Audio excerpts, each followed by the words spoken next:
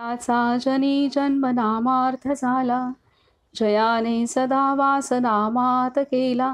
जयाच्या मुखी सर्वदा नाम कीर्ती, नमस्कार त्या ब्रह्म चैतन्य मूर्ती.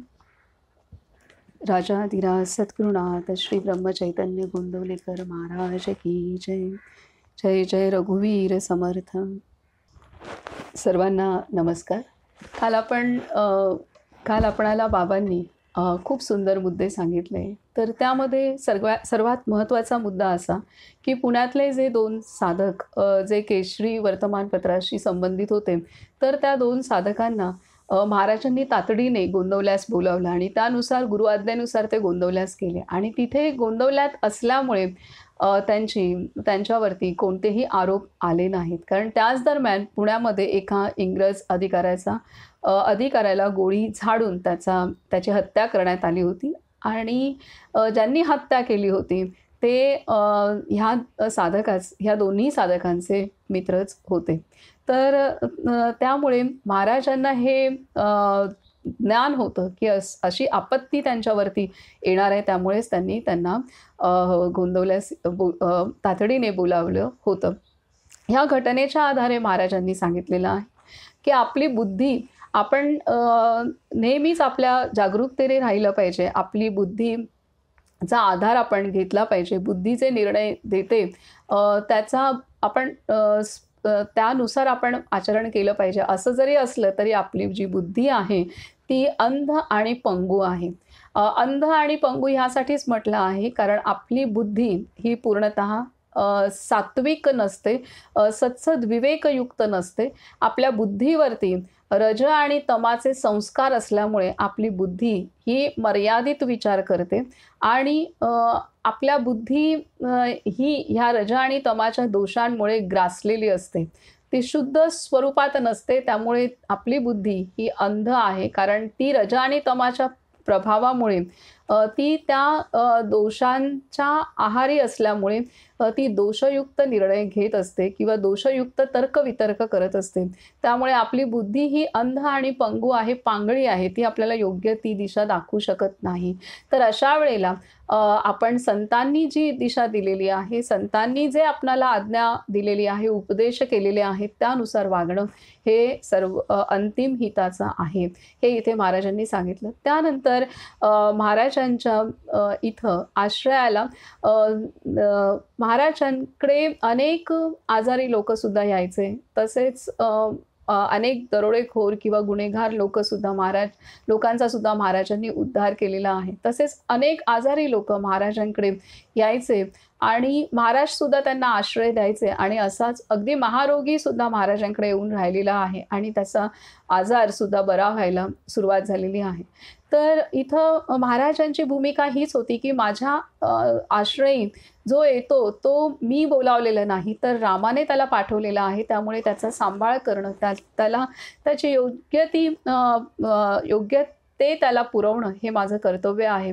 ह्या दृष्टीने महाराजांनी येणाऱ्या प्रत्येक जीवाकडे पाहिलेलं आहे आणि त्यानुसार महाराजांनी त्यांना आधार दिलेला आहे. आवश्यक ते मदत महाराजांनी त्या जीवाला केलेली आहे.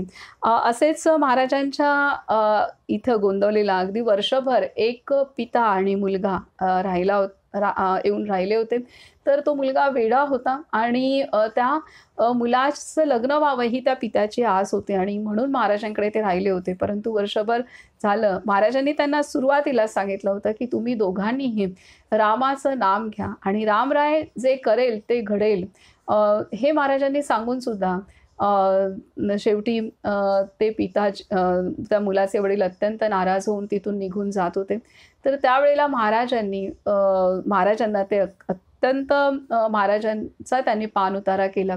तरीसुद्धा महाराजांनी त्यांना काहीही न दुखावता उलट महाराजांनी तो केलेला पान उतारा स्वीकारला आणि महाराजांनी सुद्धा दुःख व्यक्त केलं की मी तुमच्या मुलाचं लग्न नाही करू शकलो आणि त्यामुळे महाराज स्वतः तिथे अगदी घायाळ होऊन त्या मुलाच्या वडिलांसमोर रडू लागले. हे पाहून मुलाचे वडील म्हणतायत की जे काही झालं ते घडून गेलं आणि घडून गेलं त्यामध्ये काही कोणी करू शकत नाही कारण त्याच्या नशिबात लग्न नसेल.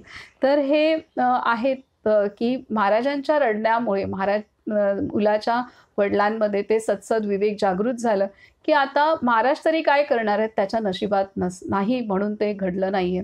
आणि ते स्वीकारतायत की त्याचं लग्न न होणं आणि तेव्हा महाराज सांगतायत की बाबा ह्याचं लग्न हे हितकर नाहीये, कुणाच्याच कल्याणाचं नाहीये, हे महाराज त्यांना सांगतायत. तर अशा रीतीने आता वेडा मुलगा आहे, तर आपल्यानंतर त्या मुलाचं काय होईल ही सुद्धा काळजी आई-वडिलांना असते. म्हणून लग्न लावून देण्याची त्यांचा विचार नक्कीच असेल आणि महाराज हे जाणत होते की आई-वडिलांचं हेतू काय आहे त्याच्यामागे. त्यामुळे महाराजांचा पाणउतारा महाराजांनी सोसला.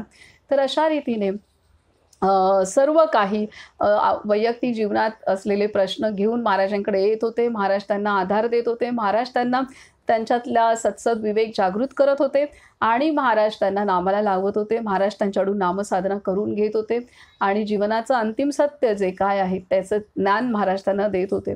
असं महाराजांनी कुठेही केलं नाही आहे की कोणाला जे हवंय ते महाराजांनी नामस्मरणाशिवाय ते देऊन टाकलेलं आहे.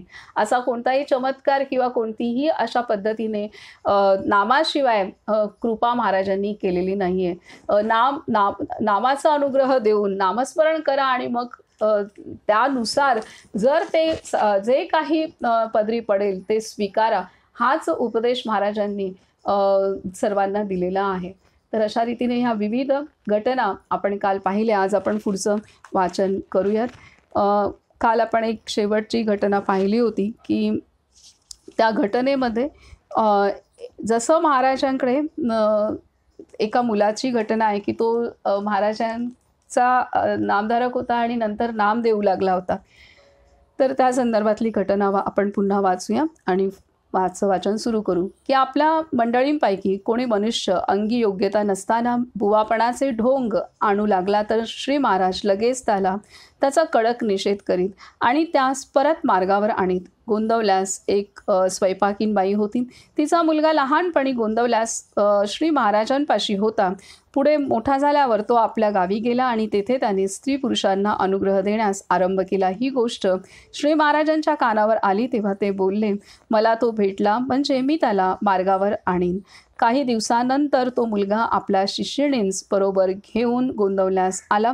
1-2 दिवस गेल्यावर श्री महाराजांनी त्याला आपल्या समोर बोलावून आणले आणि विचारले, काय रे, हे तू काय करीत आहेस याची तुला जाणीव आहे का? काय रे, हे तू काय करीत आहेस याची जाणीव आहे का तुला? त्याने उत्तर दिले, महाराज, मी समर्थांचा पंथ वाढवित आहे. हे ऐकल्याबरोबर श्री महाराजांनी त्याच्या 2 मुस्काटांत भडकावल्या व ओरडले, समर्थांच्या नखाची तरी सर तुला आहे का? त्यांच्या नावावर असा अनाचार करशील तर ठार बुडशील. या सर्व शिष्य शिष्यणींना माघारी पाठवून दे. आजपासून हे बुवापणाचे सोंग बंद कर. बुवा बनण्यासाठी आपला स्वार्थ जाळावा लागतो हे कुठे ठाऊक आहे? जगाला मार्गाला लावणे हे फार मोठ्या माणसाचे काम आहे. तुझ्यासारख्याने नामस्मरण करावे आणि प्रामाणिकपणे पोटाला मिळवावे, लग्न करून सुखाने प्रपंच करावा. अशा रीतीने त्यांनी त्याचे बुवापणाचे बंड मोडून टाकले. तर इथे समर्थांच्या नावाने त्याने आपले शिष्य तयार करायला सुरुवात केली होती आणि समर्थांचं नाव तो देत होता आणि ते महाराजांनी त्याचा हा जो बाजार त्याने मांडला होता, अंगी पात्रता नसताना, कोणतीही योग्यता नसताना त्याने हा बाजार मांडला होता. तर महाराजांनी तात्काळ त्याची खडसावणी केली, कान उघडणी केली आणि ते बंद करायला त्यांनी लावलेलं आहे. तर इथे कालही महाराजांनी आपल्याला एक घटना सांगितली की महाराजांना दम्याचा आजार असताना किती महाराजांनी सोसलेला आहे आणि ते इतका त्रास, रात्र महाराज झोपत नसत. रात्र महाराज त्यांना उभं राहून विश्रांती घ्यावी लागत असे. तर अशी महाराजांची अवस्था होती. तरीसुद्धा महाराजांचं जी सेवा कार्य होतं, साधक त्यांना भेटायला यायचे, त्याच्यामध्ये महाराजांनी कधीही आपला आजारपण मध्ये आणलं नाही आणि तो आजारसुद्धा त्यांना विष दिल्यामुळे झालेला होता, दम्याचा त्रास. तरी महाराजांनी तो सोसला आणि एवढा शारीरिक त्रास असताना सुद्धा महाराज आलेल्या साधकांची सर्व प्रकारे सेवा करत होते. तर ह्या घटना आपण पाहिल्या आणि इथपर्यंत महाराजांचा त्रास होता की एकदा महाराजांचं पूर्ण श्वास बंद झाला होता. अगदी मृतवत महाराज पडले होते. आणि त्याच वेळेला एक बाई जिला महाराजांनी आदल्याच दिवशी अनुग्रह दिला होता, ती धावत येते, की महाराज गेलेत असं समजून ती धावत येते आणि तेव्हा ती म्हणते, की "महाराज तुम्ही गेलात ते ठीक आहे, पण मी तुमच्याकडे काल दागिन्यांचा डबा दिला होता, तो मला द्या." हे ऐकून मग महाराज त्या अवस्थेतून त्यांच्या आजारपणाच्या किंवा ते पूर्णतः मृतावस्थेत होते आणि त्यांचं शरीर थंड झालं होतं. त्या अवस्थेतून महाराज तिला सांगतायत, की "काळजी करू नका, मी तुमचा डबा देतो. मग तरी मी मरायला तयार आहे, मेलो तरी हरकत नाही ना तुझी?" असं सांगून महाराज विनोदही करतायत आणि पुन्हा महाराज जिवंत होत आहेत. तेव्हा महाराज सांगतायत, की प्रपंची माणसं प्रचंड आपण सर्वच प्रपंची फार स्वार्थी असतो आणि आपला प्रपंचाला कुठलेही धक्का न लागता आम्हाला परमार्थ पाहिजे असतो, आम्हाला देव हवा असतो. हे असतं आपल्या सर्वच प्रपंची लोकांचं. तर तेव्हा महाराज सांगतायत, की निस्वार्थ बनणं हेच परमार्थ आहे आणि निस्वार्थी बनल्याशिवाय परमार्थ होऊ शकत नाही आणि निस्वार्थी आपण संतांच्या सहवासाने, संगतीने, त्यांच्या शिकवणीनेच बनू शकतो आणि निस्वार्थी तेव्हाच बनू शकतो, की आपल्या अंतरी असलेली वासना दूर होईल आणि वासना तेव्हाच दूर होऊ शकते, की जेव्हा आपण संतांच्या सहवासात येऊ, जेव्हा आपण भगवंताच्या अनुसंधानात, भगवंताच्या आठवणीत राहू आणि भगवंताची आठवण आपणाला नामाच्या आधारे येऊ शकते. तर अशा रीतीने महाराजांनी निस्वार्थी बनण्यासाठी आपणाला पुन्हा नाम घेणं आवश्यक आहे आणि निस्वार्थी असेल तोच परमार्थी आहे, अन्यथा त्याला परमार्थी म्हणता येणार नाही. तर हे सांगितलं आहे. त्यामुळे आपल्याला परमार्थ साधण्यासाठी आपल्याला निस्वार्थ होणं आवश्यक आहे. परमार्थ साधण्यासाठीची गोष्ट आहे आणि स्वामी होण्यासाठी, संत होण्यासाठी तर फारच मोठं सोसावं लागतं. तर हे त्या मुलाने काहीही त्याची तयारी नसताना त्याने तो बाजार मांडल्यामुळे महाराज त्याला त्याच्या बाजारातून त्याला पूर्णतः खडसावून त्याला बाजूला करतायत. तर इथे आहे. तर त्यामुळे संत तेव्हाच खूप त्याने शांतपणे सोसलेलं असतं, म्हणूनच तो संत झालेला असतो. पुढे सांगतात, की गोंदवल्यास त्यांच्याकडे येणाऱ्या प्रत्येक माणसावर श्री महाराज पोटच्या मुलाप्रमाणे प्रेम करीत. एका वर्षी दिवाळीला पुष्कळ मंडळी गोंदवल्यास जमली. कर्नाटकातून श्री ब्रह्मानंद देखील बरीच मंडळी घेऊन आले होते. दिवाळीच्या दिवशी सकाळी श्री महाराज स्वतः पहाटे उठले आणि त्यांनी लवकर पाणी तापविण्याची व्यवस्था करून सर्वांना आपल्या हाताने स्नान घातले. नंतर सर्व मंडळींनी त्यांना स्नान घातले. त्यांचे स्नान चालू असता मुक्ताबाईच्या मनात आले, की मलाही महाराजांना 2 तांबे पाणी घालायला मिळाले तर किती छान होईल. इकडे त्यांचे स्नान बहुतेक संपले होते, तरी ते म्हणाले, मुक्ताबाई मला थंडी वाजते आहे, 2 तांबे कढत पाणी आणून घाल. तिने चटदिशी घंगाळ भरून आणले आणि त्यांना मनसोक्त पाणी घातले आणि तिचे अगदी समाधान झाले. श्री महाराजांचे स्नान चालू असता तेथून 50 पावलांवर श्री ब्रह्मानंद आणि भाऊसाहेब केतकर उभे होते. सर्वांमध्ये असून पुन्हा कशामध्येही नसणाऱ्या श्री महाराजांना पाहून श्री ब्रह्मानंदांच्या डोळ्यांना अश्रुधारा लागल्या आणि ते बोलले, भाऊसाहेब, श्री महाराज म्हणजे प्रत्यक्ष राम आहेत हो राम. यावर भाऊसाहेब म्हणाले, अहो तुम्हाला ते राम आहेत, आम्हाला ते महाराज दिसतात. स्नान आटोपल्यानंतर सर्व मंडळी फराळाला बसली. मध्ये श्री महाराजांचे पान आणि दोन्ही बाजूला मंडळींची पाने मांडली होती. अशी पुष्कळ मंडळी बसलेली पाहून श्री महाराजांच्या डोळ्यांना एकदम प्रेमाने पाणी आले आणि ते म्हणाले, ज्याप्रमाणे बाहेर गावी गेलेली मुले दिवाळीला आपल्या बापाच्या घरी जमतात, तसे तुम्ही सर्वजण मला दिसता. पोटभर फराळ झाल्यानंतर श्री महाराज मंडळींना घेऊन धर्मशाळेची भिंत बांधण्यास गेले. स्नान करताना त्यांच्या अंगाला पुष्कळ मंडळींनी अत्तर व सुवासिक तेल लाविले होते, पण ते तसेच स्वतः चिखल तुडवू लागले. इतरही पुष्कळ मंडळी त्यांच्याबरोबर काम करीत होती. तेव्हा भाऊसाहेब केतकरांना वाटले, की आपण देखील थोडी मदत करावी, म्हणून ते मातीची पाटी उचलू लागले. तेव्हा श्री महाराज त्यांना बोलले, तुम्ही या भानगडीत पडू नका. भाऊसाहेब, तुम्ही नुसते काम बरोबर झाले का नाही ते बघा. भाऊसाहेब गप्प बसले. जो त्यांचे मुकाट्याने ऐकत असे त्याचे कल्याण श्री महाराज करीत यात नवल नाही, पण जो हट्टाने त्यांचे ऐकत नसे त्याच्या बाबतीत सुद्धा पुष्कळ प्रसंगी ऐन वेळेला आपल्याला पाहिजे तसे घडवून आणील.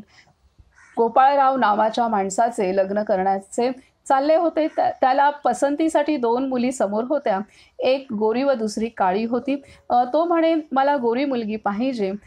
श्री महाराज त्याला काळी मुलगी पत्करण्यास सांगत होते. होय नाही करून एकदांची दोन्ही मुलींची लग्ने ठरली. दोन्ही नवरे व नवऱ्या पोहल्यावर आले.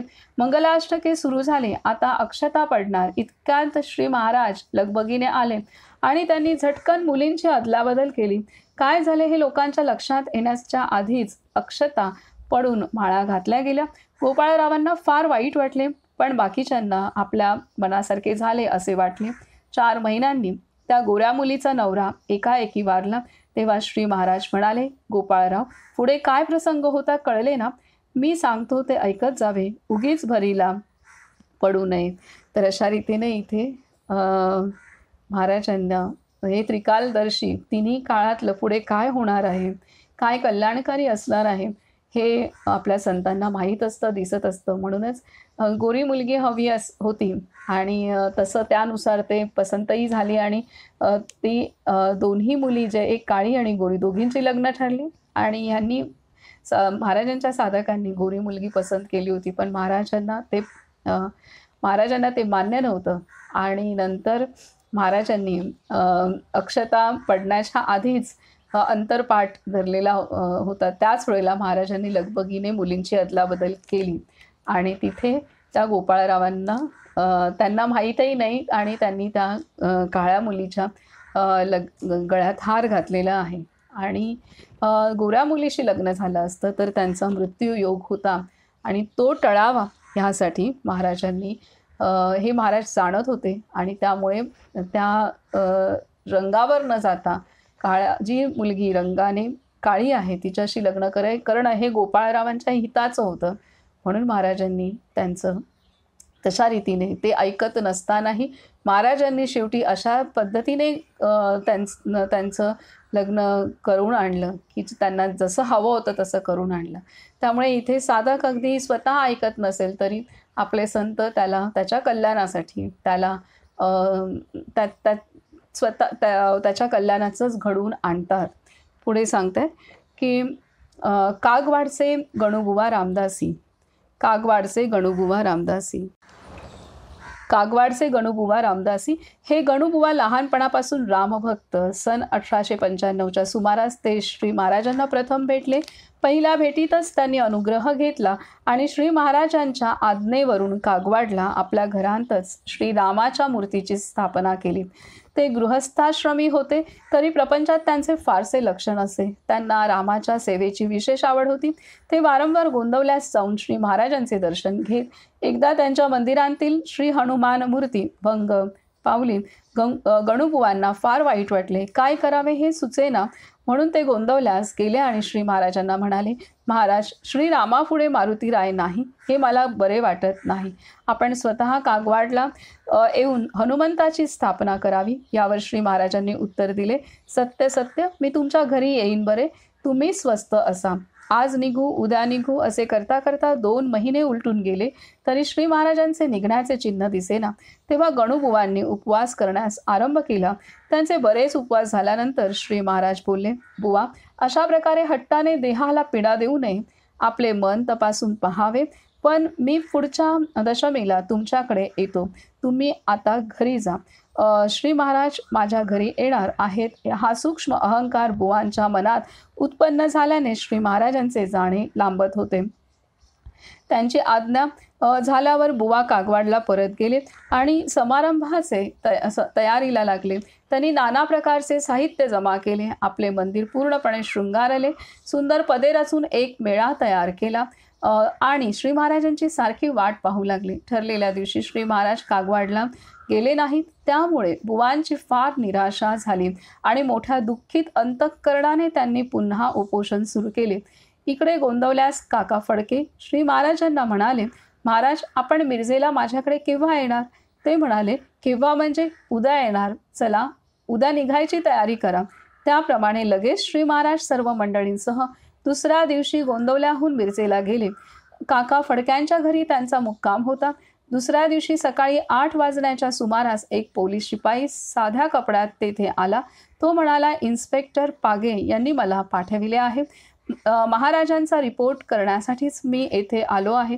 बाहेर चाललेले बोलणे ऐकून श्री महाराज, काय हो, काय आहे म्हणत पुढे आले, तेव्हा त्या शिपायाने मोठ्या ऐटीने आपण का आलो आहोत हे त्यांना सांगितले. श्री महाराजांनी त्याला जरा आत घेतले आणि काकांना सांगितले, काका बघा, त्याला काहीतरी द्या आणि वाटेला लावा. शिपाई काकांना तोराने बोलला, हे पहा, 200-300 रुपये मला मिळाले तर ठीक आहे, नाही तर मी रिपोर्ट करणार. यानंतर श्री महाराज सारखे आत बाहेर करू लागले. 5-5 मिनिटांनी ते बाहेर येऊन म्हणायचे, काका काहीतरी व्यवस्था करा. प्रथम काकांना वाटले की हे नेहमीप्रमाणे नाटक आहे, परंतु श्री महाराजांनी घाबरून गेल्याचे इतके सोंग आणले की सर्वांची तोंडे उतरून गेली आणि तो शिपाई इतका जास्त शेफारून गेला.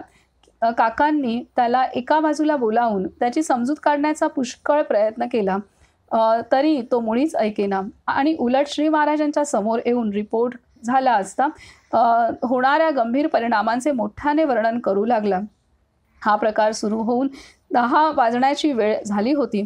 घरात बायका मंडळी देवाला नैवेद्य करण्यात गुंतली होती, पण त्यांचे अर्धे लक्ष शिपाई दादांच्या रिपोर्टाकडे लागले होते. आता या माणसाला 300 रुपये कोठून आणून द्यावेत या चिंतेने काका उदासीनपणे आणि थोड्याशा दीनपणे श्री महाराजांच्याकडे पाहत क्षणभर उभे राहिले. इतक्यात एखाद्या रंगभूमीवर पडदा बदलल्यामुळे तीच पात्रे निराळी भाषा बोलू लागतात आणि त्यामुळे निराळेच प्रसंग पुढे उभा राहतो. हुबेहूब त्याचप्रमाणे श्री महाराजांनी आपली चर्या एकदम बदलली आणि त्या शिपायाकडे पाहून ते मोठ्याने ओरडले, तू आणि तुझा तो पागे दोघेही गेलात मसनात. तू काय समजून इथे आला आहेस? चुलीत घाल तुझा रिपोर्ट. मला सरकारची भीती दाखवतोस. माझ्याकडे बघण्याची सरकारची छाती नाही. सरकारने माझ्याकडे बघितले तर मी सरकारचे डोळे फोडून टाकीन. आणि तुला लाज नाही वाटत? इथे येऊन पैसे मागतोस? काका, धरा या बदमाशाला आणि खांबाला बांधा. वादीने याला मी फोडून काढतो. पूर्वी असे इंग्रज अधिकारी पैसे काढण्यासाठी असे उद्योग करायचे आणि त्यामुळे माणसं घाबरून जायची. पोलिसांना माणसं घाबरत होती, आजच्यापेक्षा जास्त घाबरत होती. आणि तर हे पैसे काढण्यासाठी महाराजांचा तर संबंध अनेक साधकांशी होता आणि त्यामुळे महाराजांवरती पोलिसांचा पण डोळा होता, नजर होती. तर हे इथे आहे. तर महाराज इथे खडसावून त्याला आता सरळ करतात. 5 मिनिटांपूर्वी अगदी घाबरलेले दिसणारे श्री महाराज यावेळी इतके उग्र आणि बेफाम दिसत होते की भीतीने तो शिपाई थरथर कापू लागला. त्याने काकांचा हात घट्ट धरून ठेवला, पण थोड्या वेळाने काकांनीच त्याला श्री महाराजांच्या पायावर नेऊन घातला.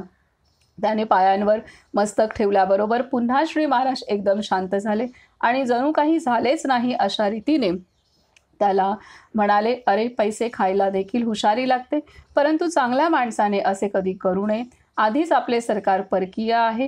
ते लोक आपल्याला त्रास देऊन लुटत आहेतच. यात निदान आपल्या लोकांनी तरी लोकांना सुख लागेल असेच वागावे.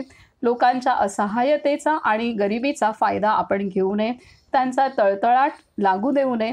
गरिबांना खरी मदत करायची तुम्हा लोकांना केवढी संधी आणि शक्ती असते, तुम्ही त्याचा योग्य उपयोग करून घेत नाही. असे विचार यायला अंतःकरण शुद्ध असावे लागते.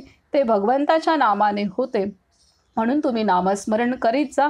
राम तुमचे कल्याण करील. शिपाई दादाला श्री महाराजांनी जेवायला ठेवून घेतला आणि अनुग्रह देऊन परत पाठविला.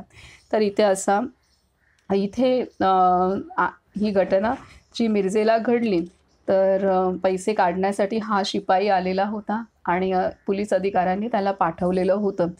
तर पोलिसांचं काम हे जनतेला मदत करणं हे आहे, हे महाराजांनी त्याला समजावून सांगितलं. आणि तसं आपला जो अधिकार आहे तो अधिकार आपण जनतेच्या कल्याणासाठी, त्यांच्या अडीअडचणी सोडवण्यासाठी वापरला पाहिजे, हे महाराजांनी त्याला सांगितलं. परंतु असा वापर करण्याची बुद्धी तेव्हाच येऊ शकते जेव्हा अंतःकरण शुद्ध असेल. आणि अंतःकरण तेव्हा शुद्ध होऊ शकतं जेव्हा आपल्या अंतःकरणामध्ये भगवंताची आठवण असेल, आपल्या वासना कमी असतील, तेव्हाच अंतःकरण शुद्ध होऊ शकतं. आणि त्यासाठी नामस्मरण करणं आवश्यक आहे असं महाराजांनी त्याला समजावलं आणि त्याला अनुग्रह दिलेला आहे, नाम दिलेलं आहे आणि त्याचाही महाराजांनी उद्धार केलेला आहे.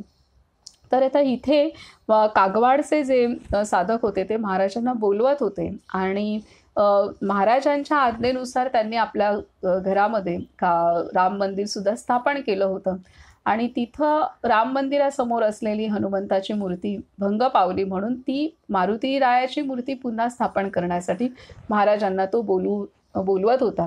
परंतु त्याच्या मनामध्ये अहंकार होता, सूक्ष्म अहंकार होता, हे महाराजांनी जाणलेलं होतं, म्हणून महाराज त्याच्याकडे लवकर जात नव्हते. तर महाराज त्याला सांगतातही की आपण अंतःकरण आपलं तपासून घ्या, तरीसुद्धा त्याच्या ते काही लक्षात नाही आलेलं आहे आणि त्याच्या अंतरी एक सूक्ष्म अहंकार असल्यामुळे महाराज त्याच्याकडे जाण्यासाठी चालढकल करत होते आणि तो अहंकार जोपर्यंत निघून जात नाही तोपर्यंत महाराज ते वाट पाहत होते. त्याला महाराजांनी ताटकळत ठेवलेलं होतं आणि त्याच वेळेला हे मिरजेचे साधक महाराजांना बोलवत आहेत. तर ते त्यांच्याकडे मात्र महाराज लगेच तातडीने दुसऱ्या दिवशी जात आहेत, स्वतःहून जात आहेत आणि सर्व मंडळींना घेऊन जात आहेत. तर इथे संतांनी आपल्या घरी यावं असं असेल तर आपलं अंतःकरण शुद्ध असणं आवश्यक आहे. कोणत्याही प्रकारचा तिथं मीपणा नसणं हे आवश्यक आहे. तरच संत आपल्याकडे वस्तीला येऊ शकतात, अन्यथा ते येत नाहीत. ते तेव्हाच येतात जेव्हा आपण आपल्या अंतरी एक शुद्धता निर्माण झाली असेल, त्याच वेळेला संत आपल्याकडे येतात.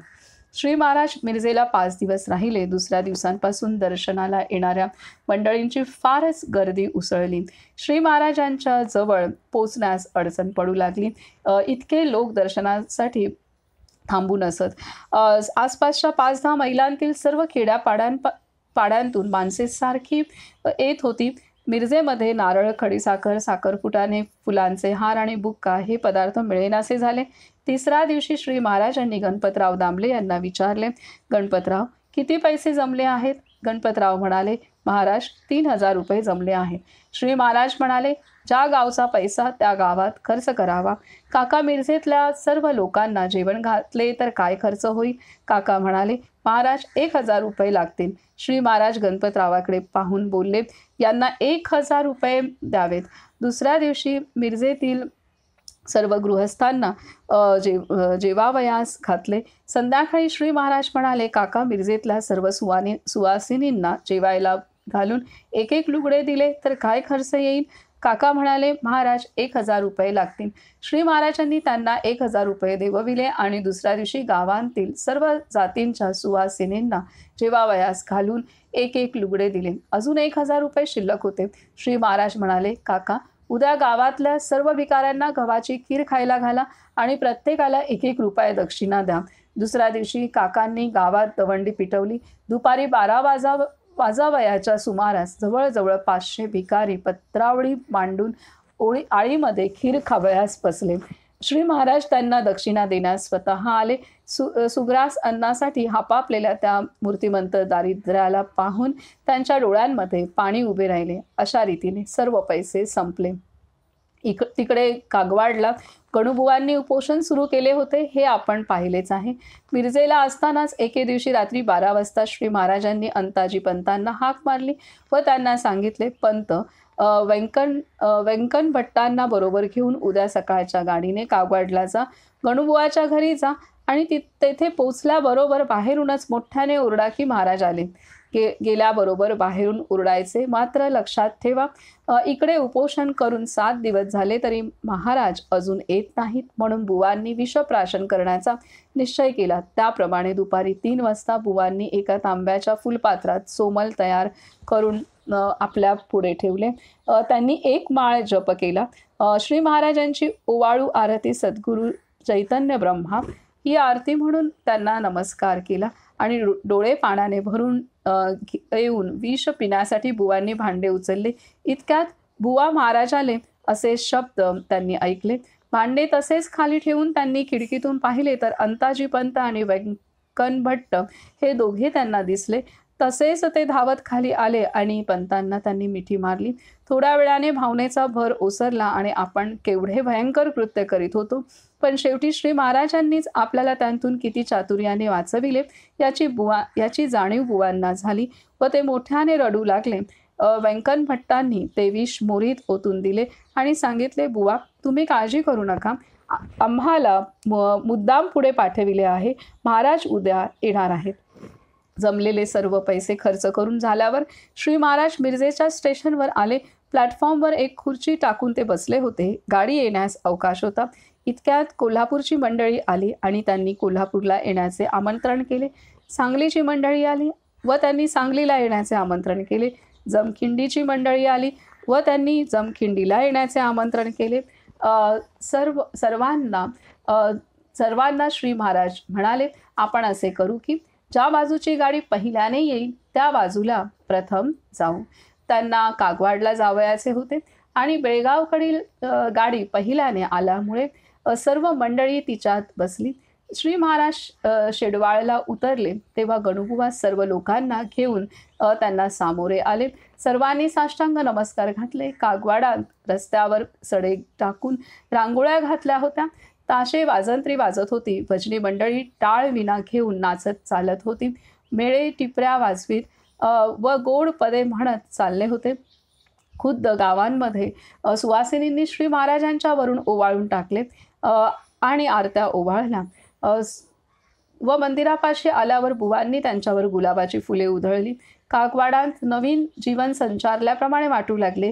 तो एक मोठा उत्सवच झाला. बुवांनी 200 माणसांचे अन्न शिजविले होते, पण दर्शनाला येणाऱ्या प्रत्येक माणसाला श्री महाराज जेवून जाण्यास सांगत होते, म्हणून जवळजवळ 1000 लोक जेवून गेले.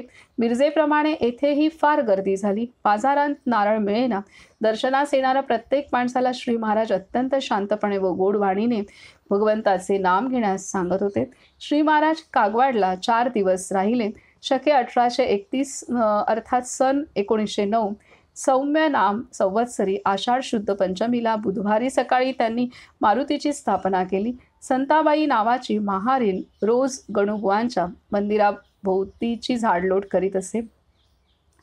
तर इथे आता महाराज हे गणूबुवा महाराजांची वाट पाहत होते. ते कधी कागवाडला येणार आणि गणूबुवांच्या अंतःकरणात सूक्ष्म अहंकार होता की महाराज त्यांच्याकडे येणार, ह्याचा एक सूक्ष्म अहंकार होता आणि त्यामुळे महाराज त्यांच्याकडे जाण्यासाठी चालढकल करत होते. तितक्यात आणि असे 2-3 महिन्याचा कालावधी गेलेला आहे आणि नंतर त्यांनी उपोषण सुरू केलेले आहे. आणि असं होतं तरीसुद्धा महाराज तिथं गेले नाही आहेत कागवाडला. आणि त्याच दरम्यान एक मिरजेचे साधक त्यांना बोलवत आहेत मिरजेला. तर महाराज तिथे मात्र लगेच दुसऱ्या दिवशी तत्काळ जात आहेत मिरजेला आणि महाराज तिथे 5 दिवस राहत आहेत. गणूबुवांनी इथं उपोषण सुरू केलेलं होतं आणि त्या दरम्यान महाराज आणि 7 दिवस झाले होते उपोषणाला आणि महाराज त्यावेळेला गणूबुवांकडे कागवाडला 2 साधकांना पाठवत आहेत आणि सांगतायत की तुम्ही तिथं पोचल्यानंतर बाहेरूनच मोठ्याने त्यांना हाक मारायची आहे गणूबुवांना आणि एवढं मात्र लक्षात ठेवा की बाहेरूनच तुम्ही हाक मारायची आहे. आणि त्यानुसार हे दोन्ही साधक तिथं जात आहेत आणि बाहेरून त्यांना हाक मारत आहेत. त्यावेळेला 7 दिवस उपोषण केलं तरी महाराज आले नाही आहेत. त्यामुळे पूर्णतः खचून जाऊन गणूबुवा आत्महत्या करण्यासाठी गणूबुवांनी वाटीमध्ये विष घेतलं होतं आणि ते घेणार, ती वाटी उचलून ते तोंडाला लावणार तितक्यात महाराजांनी पाठवलेले 2 साधक तिथं पोचलेत त्यांच्या दारात आणि ते त्यांना हाक मारतायत की गणूबुवा महाराज आले आणि ते बाहेर येऊन मग ते बघतायत आणि त्यामुळे गणूबुवांना खूप भरून आलं की महाराजांनी त्यांना वाचवलेलं आहे. आणि मग महाराज तिथे अत्यंत दुसऱ्या दिवशी महाराज तिथं जात आहेत आणि तेव्हा महाराज तिथं जाणार होते तेव्हा महाराज जेव्हा स्टँडवर बसले होते तेव्हा त्यांना घेण्यासाठी जमखिंडीची माणसं आलीत, कोल्हापूरची माणसं आलीत आणि अजून एक तिसरं ठिकाण कुठलं, जमखिंडी, कोल्हापूर आणि सांगली अशा 3 ठिकाणची माणसं आलीत महाराजांना घ्यायला आणि महाराजांना जायचं होतं कागवाडला. तर इथं महाराज म्हणतात जी गाडी पहिली येईल तिथं आपण त्या गाडीत सगळे बसून आपण जाऊया. त्यामुळे महाराजांनी कोणालाच नाही म्हटलं नाही, परंतु महाराजांची आंतरिक आता स्वतःहून इच्छा तयार झाली होती की आता आपण गणूबुवांकडेच जायचं आहे आणि त्यानुसार बेळगावला जाणारी गाडी आली आणि त्याने ते महाराज कागवाडला गेलेले आहेत. तर इथं आहे की असं आहे की गणूबुवांचा अहंकार महाराजांनी मोडला प्रथम आणि त्यानंतर महाराज तिथे गेलेले आहेत. मग तिथे जमखिंडीची लोकं आली आहेत, सांगलीची, कोल्हापूरची अशी 3 ठिकाणची लोकं आलेली असताना सुद्धा महाराज स्वतःहून गणूबुवांकडे गेलेले आहेत. तर हे इथे महत्त्वाची गोष्ट आहे. पुढे सांगतात की श्री महाराज कागवाडला 4 दिवस राहिले. शके 1831 म्हणजे सन 1909 सौम्य नाम संवत्सरी आषाढ शुद्ध पंचमीला बुधवारी सकाळी त्यांनी मारुतीची स्थापना केली. संताबाई नावाची महारीण रोज गणूबुवांच्या मंदिराभोवतीची झाडलोट करीत असे. श्री महाराजांना तिने कधी पाहिले नसले तरी महाराज केव्हा येणार अशी चौकशी ती नेहमी करी. एक दिवस बुवांनी सहज तिला विचारले, काय ग संते, महाराजांच्यापाशी तू काय मागशील? संताबाई म्हणाली, गणूबुवा, मला काय हवंय आता? मी मरण आणि मुक्ती मागेन त्यांच्याजवळ. श्री महाराज कागवाडला येण्याचे दिवस असे जवळ येऊ लागले तसे तिने थोडे पैसे साठविले. आपल्या शेजाऱ्यांपाशी ते दिले आणि माझे उत्तर कार्य या पैशाने करा असे त्यांना सांगून ठेवले. शेजाऱ्यांना अर्थात ही थट्टा वाटली. पुढे श्री महाराज तेथे आल्यावर संताबाई दर्शनास आली. त्यांनी विचारले, माय काय पाहिजे तुला? तिने सांगितले, मायबाप मला सोडवा आता. आजपर्यंत पुष्कळ दुःख भोगले, उरलेला भोग तीर्थप्रसादाने जाईल, एवढी कृपा करा माझ्यावर असे बोलून तिने त्यांचे पाय धरले. श्री महाराजांनी आपल्या हाताने तिला तीर्थ व प्रसाद दिला. तिच्या डोक्यावर हात ठेवला आणि आता तू लवकर घरी जा असे तिला सांगितले. संताबाई उठली, पण तिने पुन्हा पुन्हा नमस्कार केला आणि शेवटी म्हणाली, महाराज मी येते, माझ्यावर लोभ असू द्या. ते म्हणाले, माय राम तुझ्या जवळ आहे, लवकर घरी जा. ती घरी गेली. आपल्या शेजारी पाजारी लोकांचा तिने आनंदाने निरोप घेतला आणि घरात येऊन अंथरुणावर कलंडली व राम राम राम 3 वेळा म्हणून तिने प्राण सोडला. ती गेली हे सांगण्यासाठी महार लोक आले. त्यावेळी श्री महाराज बोलले, ती बाई फार पुण्यशील होती. तिची योग्यता इथे कोणाला कळली नाही. ती चांगल्यापैकी अधिकारी होती. पूर्वकर्माने ती महारीण झाली, परंतु आता फारच चांगल्या गतीला गेली. तिचे उत्तर कार्य उत्तम रीतीने करा असे सांगून श्री महाराजांनी उत्तर कार्यासाठी स्वतः 50 रुपये दिले आणि तिच्या नावाने अन्नदान केले. तर अशी ही महार बाईची मंदिरात भोवताची झाडलोट करायची गणूबुवांच्या. आणि ती महार होती आणि साधारण बाई होती, तरीसुद्धा तिची इच्छा होती की महाराजांकडून तिचा अंतकाळ व्हावा आणि तिला मुक्ती मिळावी. तर ही इच्छा महाराजांनी तिची पूर्ण केलेली आहे. तर किती उत्तर तिचं आहे की आणि त्याची व्यवस्था तिने आधीच केलेली आहे. तिने महाराज आल्यानंतर महाराजांकडून आपण ही कृपा मागायची की मला आता सोडवा आणि ह्यासाठी आणि त्यानंतर आपण ह्या जगाचा निरोप घ्यायचा आहे ही पूर्णतः तिने तयारी केली होती मनाची. आणि त्यानुसार उत्तर कार्यासाठीचा पण जो खर्च लागणार आहे तो सुद्धा तिने जमा करून आपल्या शेजाऱ्यांकडे दिलेला होता. तर ही सर्व व्यवस्था केली होती. एक साधारण झाडू काढणारी, मंदिराभोवतीची साफसफाई करणारी ही महार स्त्री होती, परंतु तिची योग्यता फार उच्च कोटीची होती. आणि इतकं स्वतःचं मृत्यू स्वतः संतांजवळ मागणं यासाठी प्रचंड मोठं आत्मसामर्थ्य लागतं, त्याशिवाय ते शक्यच नाही आहे. आणि त्यामुळे महाराजांनी सुद्धा तिची इच्छा पूर्ण केलेली आहे. तिला तीर्थप्रसाद दिलेला आहे आणि तिला आशीर्वाद दिला आणि महाराज सांगतात, आत्ता तू लवकर घरी जा. आणि त्यानुसार तिचं अंतिम समय तिने नामाच्या उच्चारणासहित तिचे प्राण तिच्या शरीरातून निघून गेलेले आहेत. आणि महाराजांनी सुद्धा तिच्या उत्तर कार्यासाठी 50 रुपये देऊ केलेत आणि अन्नदानही केलेलं आहे. तर असे ही अधिकारी महार स्त्री, महाराजांनी स्वतः म्हणाले ही अधिकारी स्त्री होती. काही कर्मामुळे महार जातीत जन्मली, परंतु आता तिची गती आता चांगली झालेली आहे, चांगल्या गतीला ती गेली आहे.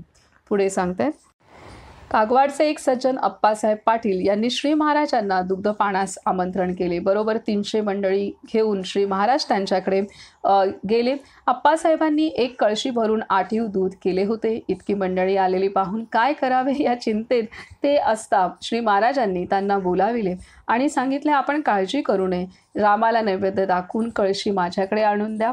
त्याप्रमाणे पाटलांनी कळशी त्यांच्या पुढे ठेवली. श्री महाराजांनी स्वतः आपल्या हाताने प्रत्येकाला आग्रह करून दूध पाजले. सर्वांनी पोटभर दूध पिऊन 2 शेर दूध कळशीमध्ये शिल्लक उरले.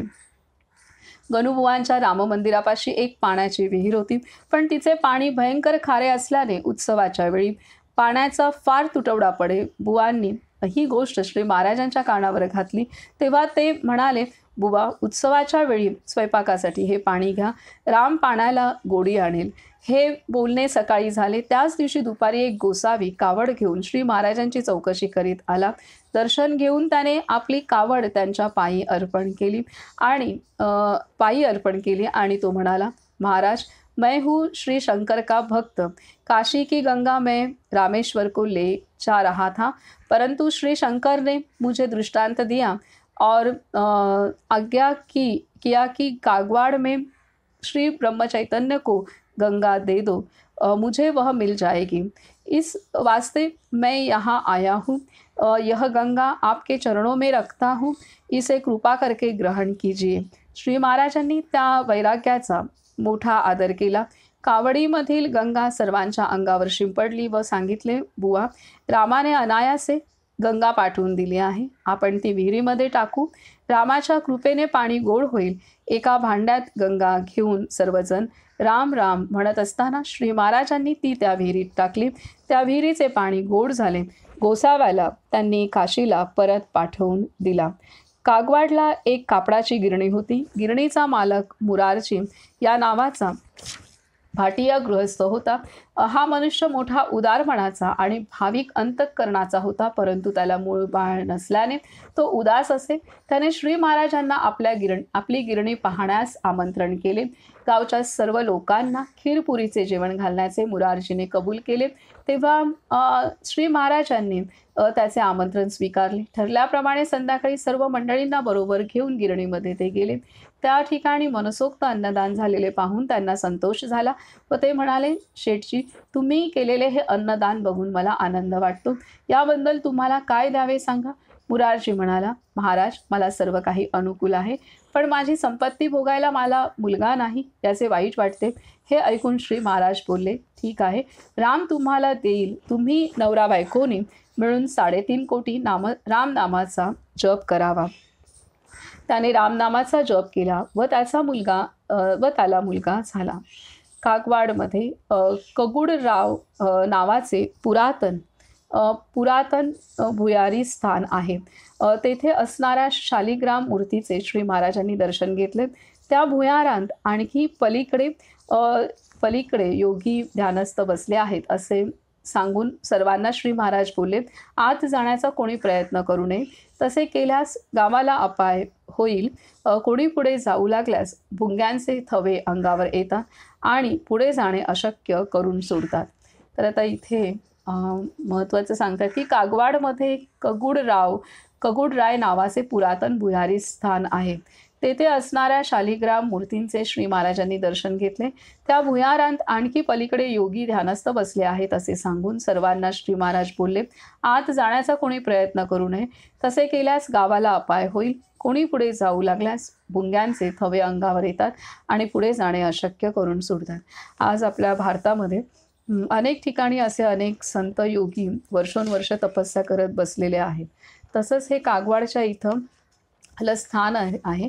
तर तिथे शिवमंदिरामध्ये तिथं इथे दिले शालिग्राम मूर्तींचे महाराजांनी दर्शन घेतलं. तर तिथं असे योगी बसलेत आतमध्ये. हे महाराजांनी अंतर्ज्ञानाने जाणलं आणि सर्वांना सावध केले की तुम्ही अजून आत जाऊ नका. तिथे आतमध्ये योगी आहेत आणि तिथे पोचू शकणार नाही अशी व्यवस्था केलेलीच आहे, कारण भुंग्यांचे थवे तिथे आहेत तर ते अंगावर येतील. तर त्यामुळे तिथं जाऊ नका आणि प्रयत्नही करू नका जाण्याचा, कारण योगी जे ध्यान धारणेसाठी तपस्येसाठी बसलेले असतात तेव्हा त्यांना तिथं व्यत्यय आणणं, त्यांची तपस्या भंग करणं हा अपराध होतो मोठा. त्यामुळे तो होऊ नये हे महाराजांनी तिथे त्यासाठी दक्षता घ्यायला सांगितलेली आहे.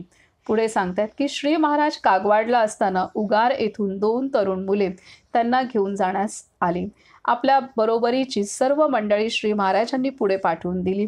दुसऱ्या दिवशी सकाळी गणपतराव दामले यांना बरोबर घेऊन धमणीमध्ये बसून श्री महाराज उगारला जाण्यास निघाले. कागवाड सोडून 2 मैल गेल्यावर मागून एक टांगा धावत आला. बेळगावचे मोरोपंत मराठे वकील आपल्या मित्राला घेऊन श्री महाराजांना भेटण्यास आले होते. श्री महाराज गोंदवल्यास भेटतील या अपेक्षेने मराठे प्रथम तिकडे गेले होते. तेथे कळले की श्री महाराज मिरजेस गेले आहेत, म्हणून ते मिरजेला गेले. तिथे कळले की श्री महाराज कागवाडला गेले आहेत, म्हणून ते कागवाडला आले. तेथे त्यांना कळले श्री महाराज उगारला गेले आहेत, म्हणून ते उगारला जाण्यास निघाले होते. मागून टांगा येत असलेला पाहून श्री महाराजांनी धमणी थांबवली व आपण बाहेर उतरले. मराठे व त्यांचा मित्र टांग्यातून खाली उतरले. श्री महाराजांच्या पाया पडले आणि तिघेजण बाजूला जाऊन आपल्या कामाविषयी बोलले. तुम्ही बेळगावहून केव्हा निघाला असा प्रश्न श्री महाराजांनी त्यांना विचारला. तेव्हा मराठे बोलले, महाराज, आपल्या शोधात आम्ही 2 दिवस फिरत आहोत. आम्ही 2 दिवस उपाशी आहोत. हे ऐकून श्री महाराज गणपतरावांकडे बघून बोलले, त्यांना काही खायला द्यावे. गणपतराव गप्प बसले. तेव्हा श्री महाराज म्हणाले, कशी रे तुम्ही माणसे, प्रवासांत नेहमी काहीतरी खायचे बरोबर ठेवावे, एवढे देखील तुम्हाला कळत नाही. हे दोघेजण 2 दिवस उपाशी, यांना खायला नको द्यायला. हे बोलणे होते त्याच वेळी एक मनुष्य डोक्यावर हारा घेऊन तिकडेच येताना आढळला. जवळ आल्यावर त्याने हारा खाली ठेवला आणि तो म्हणाला, महाराज, दिवाळीचे फराळाचे जिन्नस आपल्याला खायला घालावेत अशी माझी फार इच्छा होती, पण आपण उगारला गेलात असे कळले, म्हणून मी हे घेऊन इकडे आलो आहे. श्री महाराज म्हणाले, वा, फार बरे झाले. रामानेच तुला पाठवले यात शंका नाही. गणपतराव, झाडांची पाने तोडा आणि त्यावर त्या दोघांना खायला द्या. पण जंगलात पाणी कुठून आणायचे? खाल्ल्यावर पाणी पाहिजे ना. श्री महाराज हे शब्द बोलून इकडे तिकडे पाहू लागले आणि तेवढ्यात एक मनुष्य डोक्यावर घागर घेऊन येताना दिसला. जवळ आल्यावर त्याने घागर खाली ठेवली आणि तो म्हणाला, महाराज, ही गंगा आपल्या चरणांवर घालावी म्हणून मी आणली आहे. तिचा स्वीकार आपण करावा. श्री महाराज म्हणाले, वा रे वा, काय रामाची कृपा आहे. आपण पाणी मागितले तर रामाने गंगा पाठविली. त्यांचे हे बोलणे ऐकून गणपतरावांना हसू आले. खाणेपिणे झाल्यावर मराठे व त्यांचा मित्र निघून गेले. श्री महाराज धमणीत चढता चढता एक पाय पायट्यावर ठेवून गणपतरावांना म्हणाले, का रे मघा, हसलास का? गणपतराव गप्प बसले आणि श्री महाराज पुढे बोलले, अरे यात काय आहे? ही विद्या अगदी सोपी आहे. काल काय झाले याची आठवण करू नये, उद्या काय होईल याची काळजी करू नये, पण आज आपल्याजवळ जे असेल ते गरजवंतांना देऊन टाकावे, म्हणजे राम अशा रीतीने आपल्याला पुरवितो. वर उल्लेखलेले मोरोपंत मराठे हे बेळगावचे एक सुप्रसिद्ध वकील. यांची पूर्वीची हकीकत अशी की ते जात्याच हुशार व बोलण्यात चतुर असल्यामुळे सुरुवातीपासूनच त्यांची वकिली छान चालू लागली. तर आता ह्या सर्व घटना ज्या आहेत त्या सर्व घटनामध्ये महाराजांनी साधकांना जे आवश्यक आहे ते सर्व महाराजांनी पुरवलेलं आहे. तर आता इथे जिथे ओसाड भाग आहे आणि तिथं 2 साधक त्यांना भेटायला येतात.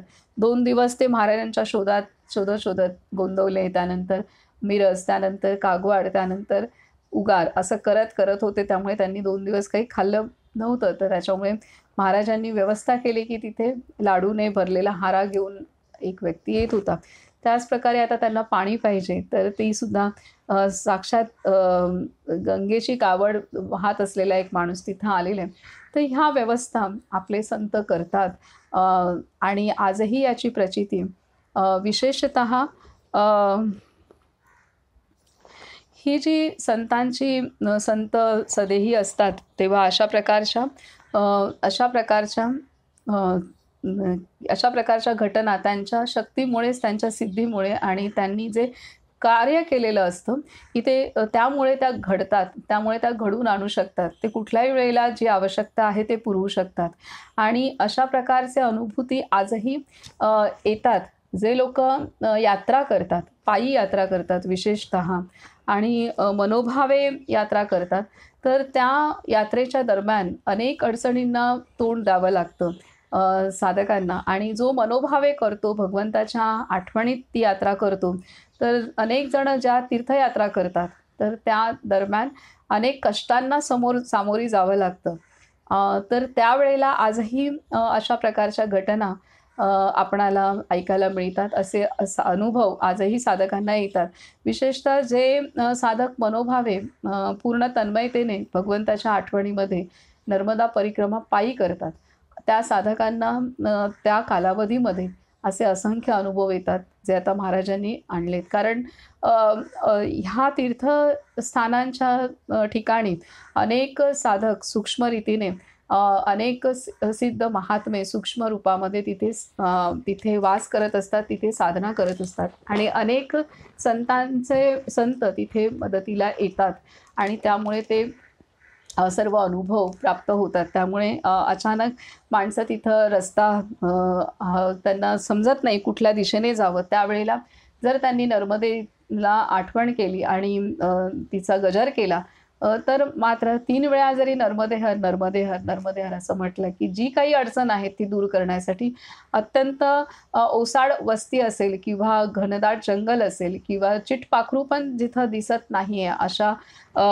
अशा ओसाड ठिकाणी सुद्धा कोणी ना कोणीतरी मदतीला तिथे समोर येतं. तर हे अनेकांचे अनुभव आहेत. तर हे आजही घडतं आणि हे घडतं ह्यामागे कुठलाही चमत्कार नाहीये. तर सूक्ष्म रूपामध्ये जे ह्या विभूती आहेत, जे अनेक साधक सूक्ष्म रूपामध्ये साधना करत वर्षोनवर्ष आहेत, तर ते तिथे आणि साक्षात नर्मदा मैयासुद्धा तिथं मदतीला येत असते. तर ह्या पद्धतीने आजही या घटना घडतात आणि त्याचे अनुभव घेतले जातात. तर हे आहे. तर इथे महाराज सांगतायत, की काल काय झाले याची आठवण करू नये, उद्या काय होईल याची काळजी करू नये. पण आज आपल्याजवळ जे असेल ते गरजवंतांना देऊन टाकावे. म्हणजे राम अशा रीतीने आपल्याला पुरवतो.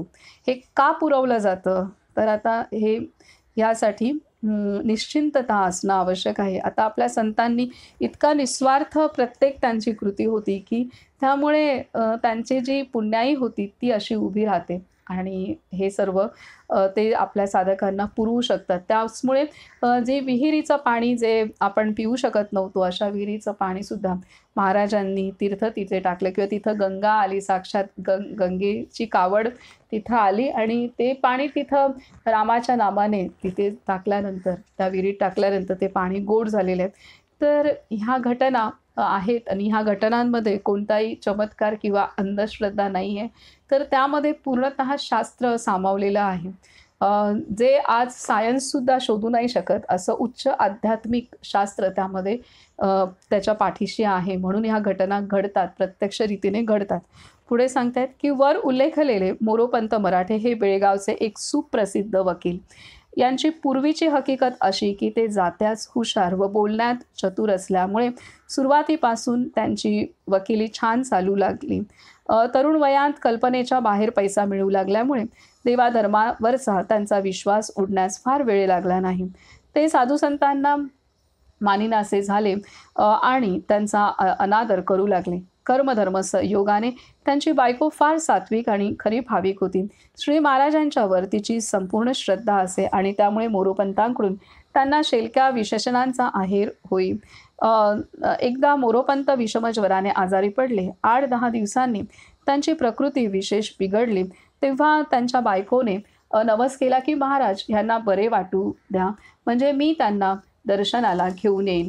डॉक्टर लोकांनी आशा सोडली होती, परंतु 21व्या दिवशी मोरोपंतांचा ताप उतरून त्यांना बरे वाटले. अर्थात नवस पूर्ण करण्यासाठी मोरोपंत आपल्या बायकोला घेऊन गोंदवल्यास आले. पैशाची ऊब आणि हुशारीची घमेंड दाखवितच त्यांनी श्री महाराजांना नमस्कार केला. त्यांना आपल्याजवळ बसवून घेत श्री महाराज बोलले, रामाने आपल्यावर कृपा केली. प्रसंग कठीण होता, आता विसरू नये. हे ऐकून मोरोपंत म्हणाले, आपण म्हणता की रामाने कृपा केली म्हणून मी जगलो, पण याला पुरावा काय? देव आहे कशावरून? वकिली थाटात बोललेले हे शब्द ऐकून श्री महाराज त्यांना म्हणाले, मीच तुम्हाला विचारतो की देव नाही कशावरून? मोरोपंत म्हणाले, आम्ही कधी देव पाहिला नाही. तो जर खरोखर असता तर आम्हाला दिसला असता. त्यावर श्री महाराज बोलले, वकील साहेब, हे तुमचे म्हणणे काही पटण्यासारखे नाही. जे आपल्याला दिसत नाही ते नाहीच असे कसे म्हणता येईल? पृथ्वीचा मध्य तुम्हाला दिसत नाही, हिमालयाचे गौरीशंकर शिखर तुम्हाला दिसत नाही, समुद्राच्या तळाशी वावरणारे मोठे मासे तुम्हाला दिसत नाहीत, तुमचा मेंदू तुम्हाला दिसत नाही, म्हणून या गोष्टींना अस्तित्वच नाही अस्तित्वच नाही असे तुम्ही म्हणता काय? तरी मोरोपंत म्हणाले, परंतु गौरीशंकर कोणी पाहिले आहे? त्याच्या सांगण्यावर आपण विश्वास ठेवून चालतो. लगेच श्री महाराज म्हणाले, तेच माझे म्हणणे आहे. व्यवहारात जर आपण विश्वास ठेवून व्यवहारात जर असा विश्वास ठेवून जीवन चालते, तर मग संतांनी काय पाप केले आहे? ते नेहमी सांगत असतात की देव आहे, कारण आम्ही त्यांचे दर्शन घेतले आहे. या त्यांच्या सांगण्यावर आपण का विश्वास ठेवू नये? शिवाय संत हे तुमच्या आमच्यापेक्षा निस्वार्थी असतात, असे त्यांच्या चरित्रावरूनच आपणास दिसते. मग सांगा, त्यांचे म्हणणे खरे मानावे की नाही?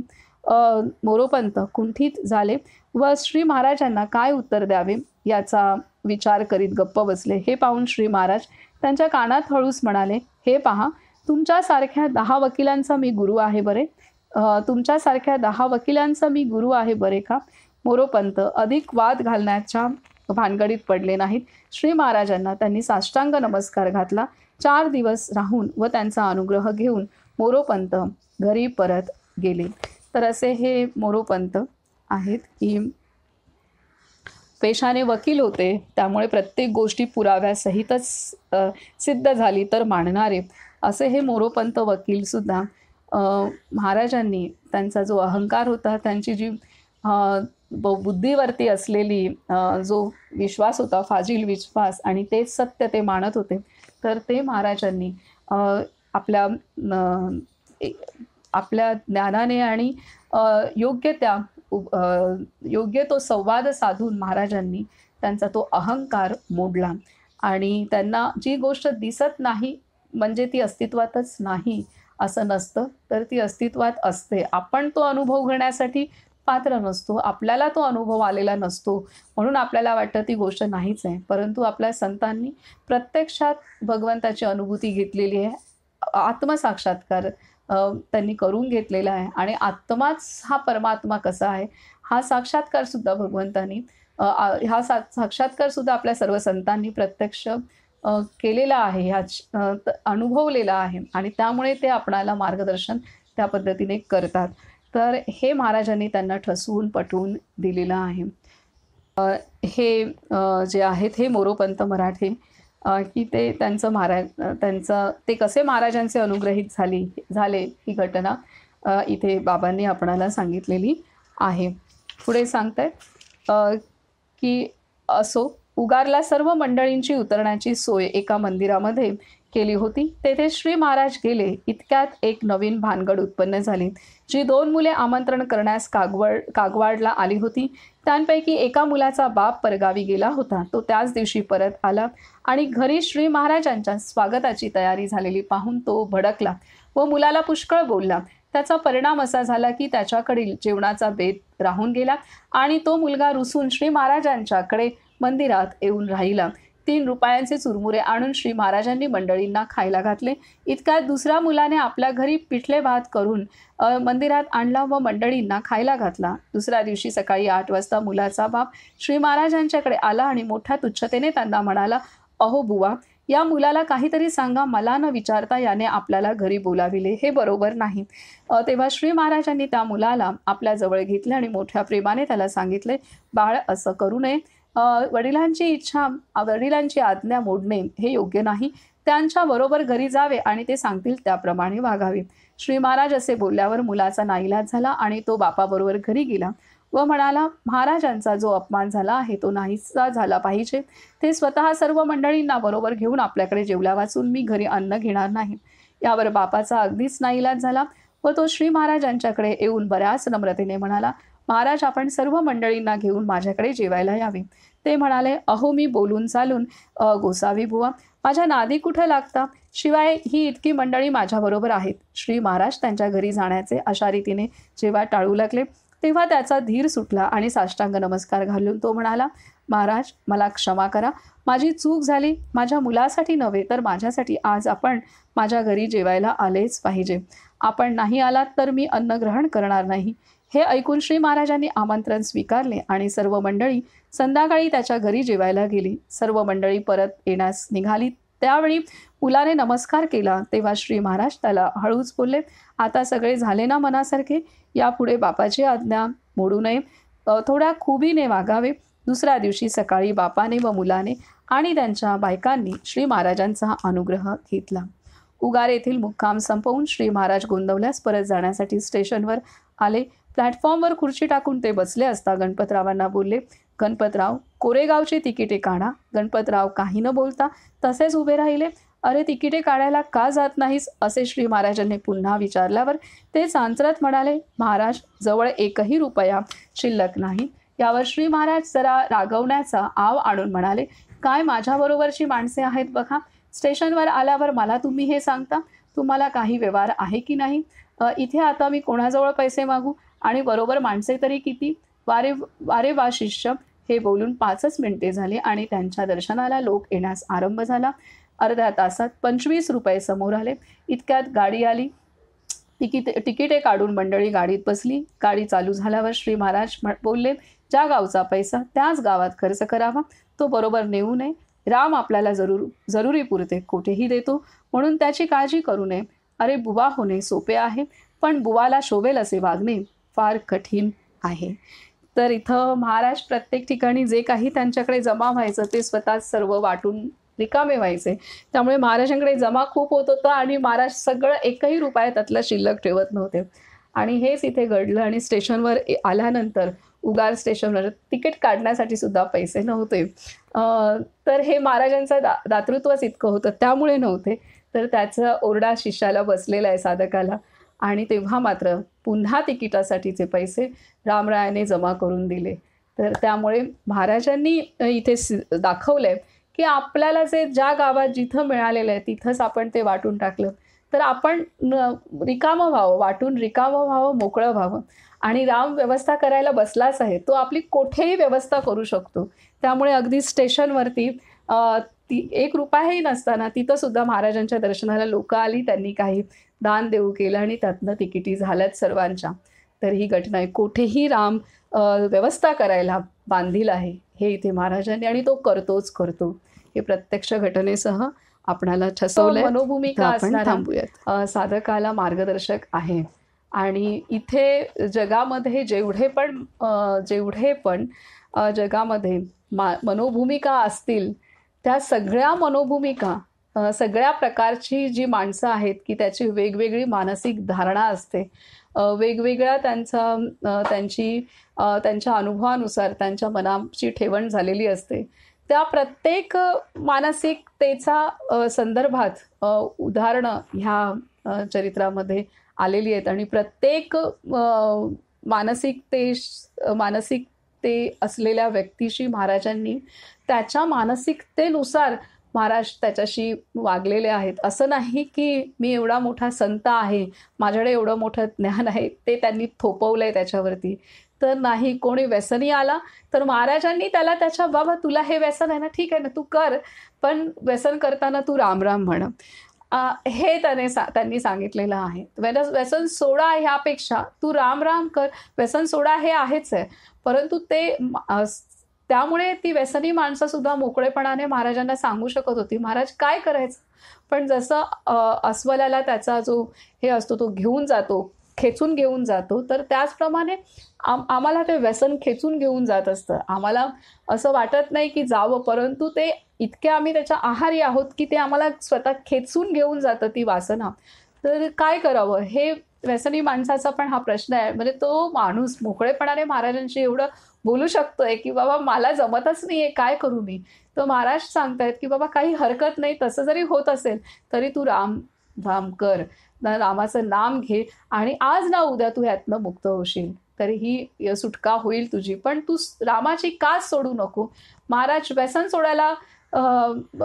सोडणं अवघड, जर फक्त व्यसन सोडा असं सांगितलं तर त्याच्याकडून काहीच होणार नाहीये, हे महाराज जाणतायत. परंतु व्यसनी असो, प्रपंचाचं व्यसन असो किंवा या नशेचं व्यसन असो, काय प्रपंचाचं व्यसनही व्यसनच आहे.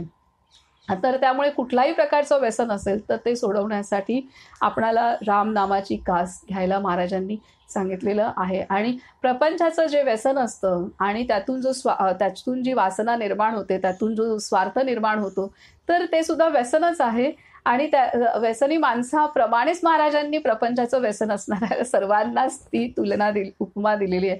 आपल्याला फक्त असं वाटतं की मी काही दारू सिगरेट तंबाखू किंवा काय गुटखा किंवा अजून काय घेत नाही, म्हणजे मी व्यसनी नाही आहे. परंतु माझ्या आतमध्ये जर आसक्ती असेल, मला माझ्या बुद्धीच्या प्रती जर आसक्ती असते, माझं म्हणणं खरं, माझे तर्कवितर्क खरे किंवा माझं अ, मा तर त्या ज्या आसक्ती असतील, तर ते सुद्धा व्यसनच आहे. ते सगळ्यात जास्त मोठं व्यसन आहे. तर हे महाराजांनी आपल्याला वेळोवेळी सांगितलेलं पण आहे. तर अशा रीतीने हे असं अद्भुत चरित्र आहे, की ह्यामध्ये विश्वामध्ये जी मानव प्राणी आहेत, त्या मानव प्राणीचा पिंड, प्रत्येक प्रकारचा पिंड कसा असतो, एखादा अडाणी कसा असेल, एखादा वेदांती कसा असेल, एखादा शास्त्रज्ञ कसा असेल, एखादा वकील कसा असेल, एखादा डॉक्टर कसा असेल, एखादा उद्योगपती कसा असेल, तर ह्या सगळ्यांचं मनोभूमिकेनुसार महाराजांनी इथे प्रत्येकाशी त्यानुसार महाराजांनी संवाद साधलाय. आणि एखादा गुन्हेगार असेल त्याच्याशी कसं, एखादा पोलीस असेल त्याच्याशी कसं. तर हे विविध अंगांनी नटलेलं असं हे चरित्र आहे. आणि हे चरित्र लेखन बाबांनी इतक्या निर्मल, शब्दच नाहीत त्यांच्या या कार्यापुढे, की संतांनी जे कार्य करून ठेवलेलं आहे ते कार्य शब्दनशब्द त्या भावनेसहित लिखाण करणं हे संतांच्या कार्याइतकंच तोडीचं महत्त्वाचं कार्य हे बाबा बेलसरे यांनी केलेलं आहे. त्यामुळे खूप मोठं योगदान ह्या सृष्टीवरती बाबांनी केलेलं आहे. इथं आपण थांबूयात आणि महाराजांचं नाम घेऊयात. आपलं हे 10वं प्रकरण उद्या पूर्ण होईल. शक्यतो ह्याच वेळेला घेऊ किंवा रात्री, कसं जे आहे. थोडं सगळं इथे तिथे जाणं चालू आहे, त्यामुळे मागे पुढे होते. आपण 13 वेळा महाराजांचं नाम घेऊया. श्रीराम जय राम, जय जय राम. श्रीराम जय राम, जय जय राम. श्रीराम जय राम, जय जय राम. श्रीराम जय राम, जय जय राम. श्रीराम जय राम, जय जय राम. श्रीराम जय राम, जय जय राम. श्रीराम जय राम, जय जय राम. श्रीराम जय राम, जय जय राम. श्रीराम जय राम, जय जय राम. श्रीराम जय राम, जय जय राम. श्रीराम जय राम, जय जय राम. श्रीराम जय राम, जय जय राम. श्रीराम जय राम, जय जय राम. राजाधिराज सद्गुरुनाथ श्री ब्रह्मचैतन्य गोंदवलेकर महाराज की जय. सब संतन की जय. बाल गोपाळ की जय. जय जय रघुवीर समर्थ श्रीराम.